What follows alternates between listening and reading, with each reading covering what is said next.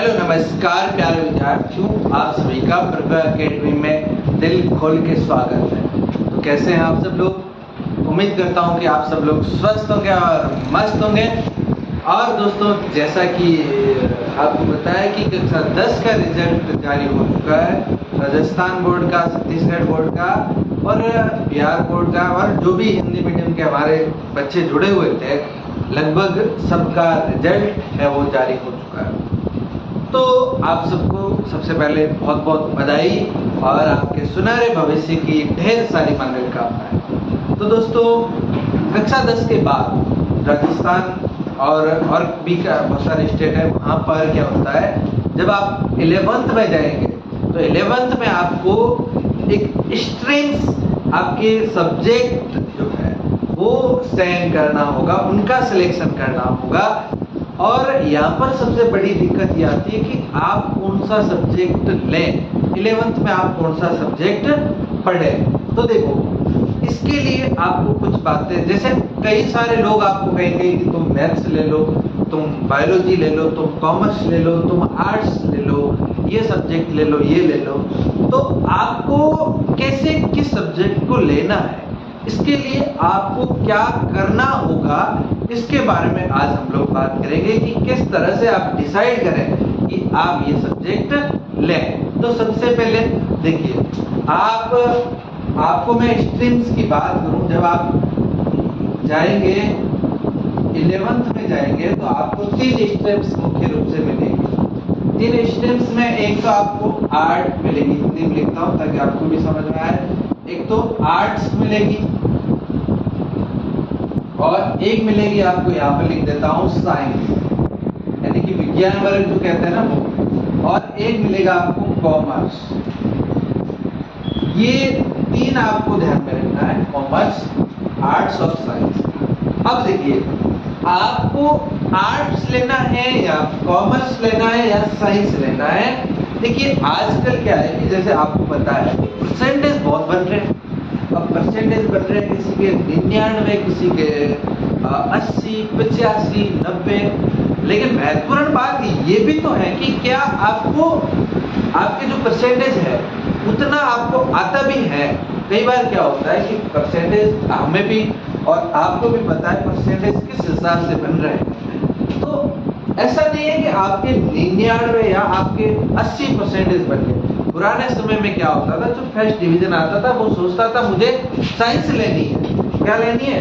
Science. और अब मान लो आपके 85 परसेंटेज बन गए या 90 परसेंटेज बन गए या 70 बन गए, तो आपके घर वाले, आपके पड़ोसी, आपके कोई रिश्तेदार होंगे, वो ये कहेंगे कि तुम बेटा साइंस ले लो क्योंकि तुम बहुत टैलेंटेड हो, तो तुम साइंस लो, तुम डॉक्टर बनो, तुम इंजीनियर बनो।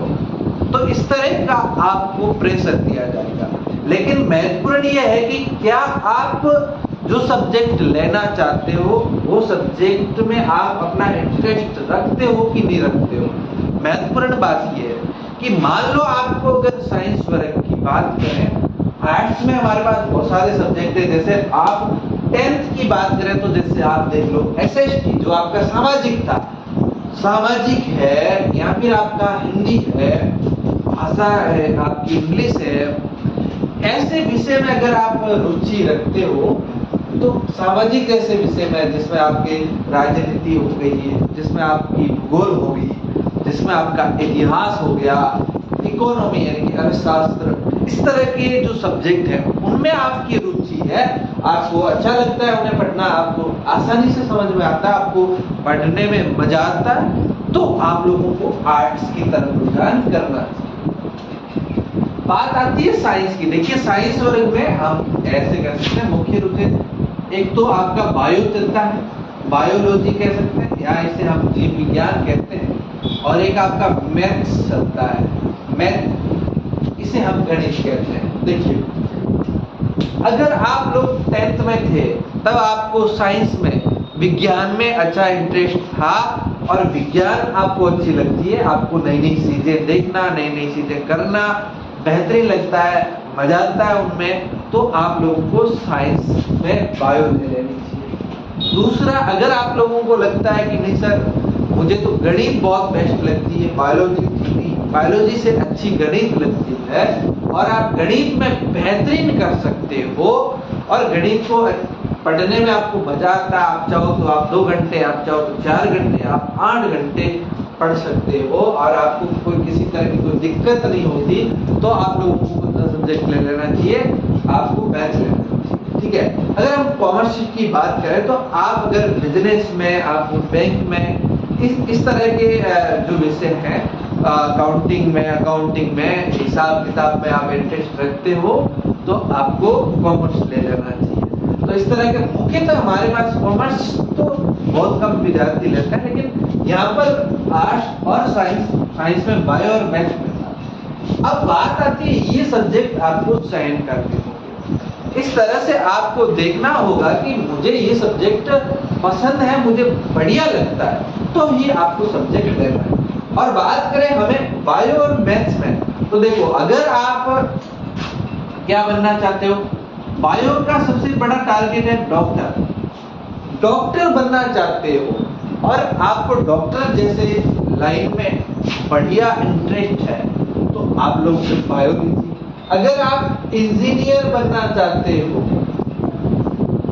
बीटेक करना चाहते हो, इंजीनियर बनना चाहते हो, तो आप लोगों को मैथ्स ले लेना चाहिए। तो आप लोगों को कौन सा सब्जेक्ट लेना चाहिए, मैथ्स लेना चाहिए। ठीक है ना। इसी तरह से जैसे इसमें आप नर्सिंग कर सकते हो, आप टीचर बन सकते हो, वो तो नहीं है, लेकिन आप पहले तो आप अपना सब्जेक्ट का इंटरेस्ट देखिए। तो ये है, आर्ट्स में भी हम बहुत सारी जो जॉब है वो मिल जाएगी आपको, है ना।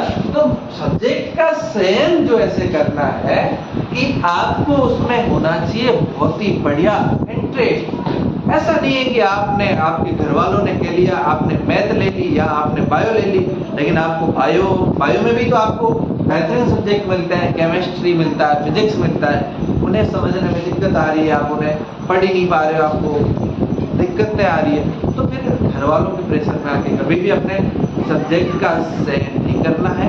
ये स्ट्रीम्स है, स्ट्रीम्स में 3 स्ट्रीम्स है, उसके बाद आपकी ये सारे सब्जेक्ट है। और इसके अलावा आपको किसी तरह की इंफॉर्मेशन चाहिए, आप हमारे इस वीडियो के में कमेंट कर देना, हम आपको बहुत सारे जो आपके सवाल होंगे सबके जवाब देंगे। ठीक है ना। तो इस बात का ध्यान रखें कि सब्जेक्ट चयन करना है तो अपनी रुचि, अपने इंटरेस्ट के अनुसार करना है। ठीक है ना। उसके बाद आपका प्रोसेस सुनहरा होगा, ये मैं उम्मीद करता हूँ। और आपको किसी तरह की दिक्कत हो तो कमेंट करना। आपके लिए प्रभा एकेडमी हमेशा हर पल हाजिर रहेगा। विद्यार्थी में हम काम करते हैं, हमेशा करते रहेंगे। थैंक यू, धन्यवाद। वीडियो को अपने सभी मित्रों के साथ शेयर करें ताकि सबको इस तरह का कंफ्यूजन नहीं हो। Thank you.